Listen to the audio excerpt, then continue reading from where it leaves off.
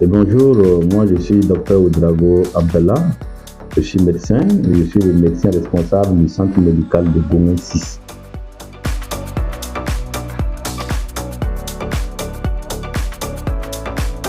La dengue, c'est une maladie virale qui est transmise par des moustiques de type Aedes.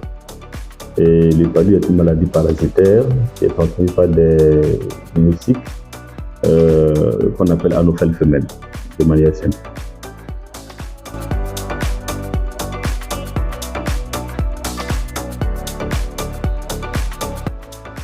Il faut dire déjà qu'il y a essentiellement deux facteurs. Il y a le facteur qui, comme vous l'avez dit, qui rentre dans la multiplication de ces moustiques-là. Et il y a les facteurs qui rentrent dans le fait que ces moustiques puissent avoir accès à notre corps pour nous piquer. Et pour la multiplication, ce sont des moustiques qui ont besoin d'un environnement favorable pour leur reproduction, qui sont les eaux qui stagnent, le milieu sale, les couverts, les jarres pleins d'eau non couverts, des pneus usés, voilà, les endroits très boisés. Donc, ce sont des endroits que les moustiques, vraiment, des endroits de prédilection pour leur reproduction. Hormis ça, maintenant, même si les moustiques arrivent à se reproduire, d'autres puissent avoir accès à notre corps. Et ils vont accès à notre corps quand nous, on ne doit pas se moustiquaires imprégnés, quand on ne met pas des habits manches longues, quand on ne met pas des crèmes répulsives. Donc, tous ces deux facteurs, la multiplication et le fait de ne pas se protéger, vont forcément concourir à ce que nous soyons exposés à ces moustiques-là et exposés à ces maladies-là.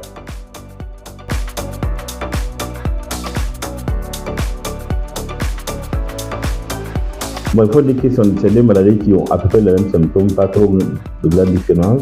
Et c'est d'ailleurs même ça qui fait que beaucoup de gens confondent et souvent font de l'automédication croyant qu'ils ont le palu alors que la dengue qu'ils ont. Les signes essentiellement sont des maux de tête, de la fièvre, c'est des vomissements, des douleurs abdominales, et des douleurs articulaires, un manque d'appétit, et voilà, souvent associé à des troubles digestifs, type de diarrhée ou type de diarrhée.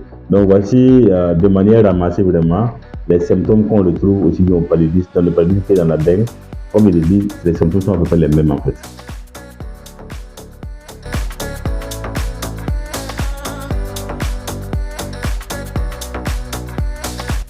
Il faut te dire que la dengue aussi bien que le paludisme ont des signes de gravité qui font réellement qu'il faut vraiment craindre, je dirais. La dengue simple dont je viens de citer, en plus de cela, on peut avoir ce qu'on appelle une hémorragie qui peut être issue de différents secteurs comme les narines, comme les gencives, comme des vomissements avec du sang qu'on appelle des mathématiques. Et je peux vous dire que c'est la gravité de la maladie comme ça. Et c'est ça qu'il faut prendre parce que souvent, c'est quand on arrive à ce stade, souvent, le patient court le risque malheureusement du décès quand l'hémorragie s'associe à ce qu'on vient de citer. C'est ce qui constitue la gravité de la dengue. Le palu aussi a une forme grave où, en plus des symptômes cités, on peut associer la perte de connaissance, quelqu'un qui rentre dans le coma. On peut associer des états de choc, par exemple. On peut associer qu'on appelle ça, des saignements. On peut associer une hypoglycémie, on peut associer un problème rénal. Il y a tellement de signes qui peuvent venir s'associer au paludisme simple et constituer la gravité de ces deux maladies-là.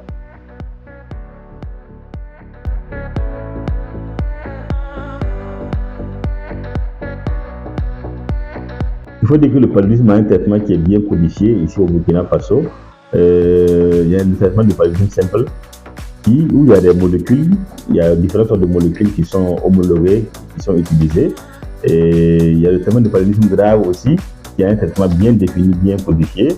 Et moi, je dirais aux gens ne donnez pas de molécules, je dirais aux gens quand ils sont malades d'aller consulter.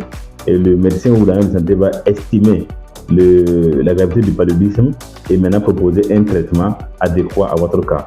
Pour la dengue, comme on le sait, il n'y a pas de traitement curatif. Il y a des traitements qui sont symptomatiques. Vraiment, il est symptomatique, mais voilà, quand on s'y prend tôt et qu'on traite les symptômes, on en guérit sans problème. Donc, ne vous inquiétez pas, le traitement est bien disponible au Burkina Faso pour ce qui est du paludisme, aussi bien sa forme simple que sa forme grave, et le dengue aussi se traite de manière symptomatique.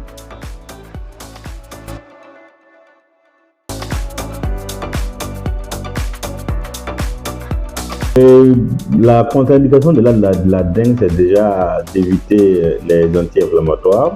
Je disais tout de suite que la maladie peut s'aggraver lorsqu'il y a des saignements qui sont associés, alors que les anti-inflammatoires peuvent entraîner des saignements, donc c'est d'éviter les anti-inflammatoires.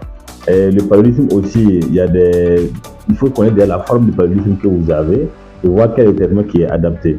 Et connaître cette forme-là, c'est forcément de consulter un agent de santé qui fera le point, le diagnostic clair de la maladie et saura quel médicament vous prescrire. Donc, le mieux, c'est de ne pas faire de l'automédication. Et vous ne savez jamais quel est le médicament qui est contre-indiqué, c'est de consulter.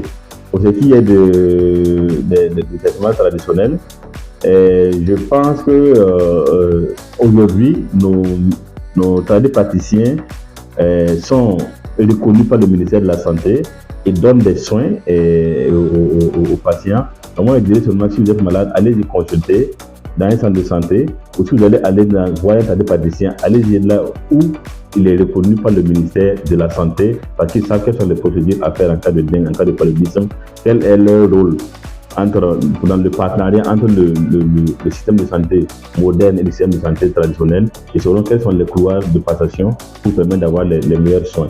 Il faut surtout éviter l'automédication et éviter surtout les décoctions qu'on prépare soi-même, dont on ne connaît même pas les dosages, et qu'on boit, et qui peut surtout être le réel problème. La maladie peut finir, mais les conséquences des décoctions que nous avons préparées nous-mêmes, non dosées, peut maintenant venir après la maladie et être vraiment le plus de complications en fait.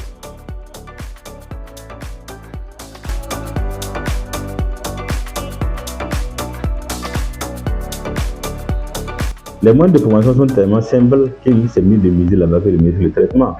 Parce que quand on dit qu'il faut éviter que les moustiques se piquent, il faut déjà éviter que les moustiques se reproduisent. Parce que plus ils sont nombreux, plus on est exposé.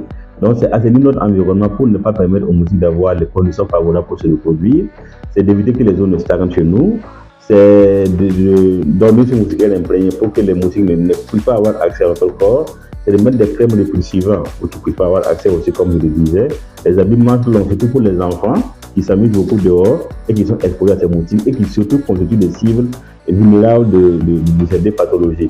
Donc en empêchant les moustiques de se multiplier et nous-mêmes en nous protégeant pour que le peu de nombre de moustiques qu'il y a ne puisse avoir accès à notre corps, facilement on vient à bout de ces deux maladies-là et la prévention coûte moins cher que le traitement.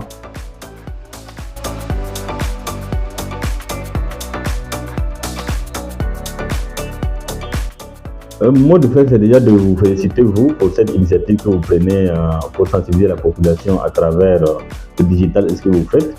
C'est de vous encourager et de demander à la population de faire sien les problèmes, les conseils qu'on a donnés tout de suite. C'est pour eux. Il faut qu'ils acceptent ces conseils-là, qu'ils les appliquent pour leur bien-être et pour le bien-être de Burkina Faso. Parce que plus on est en bonne santé, plus le pays sera en bonne santé.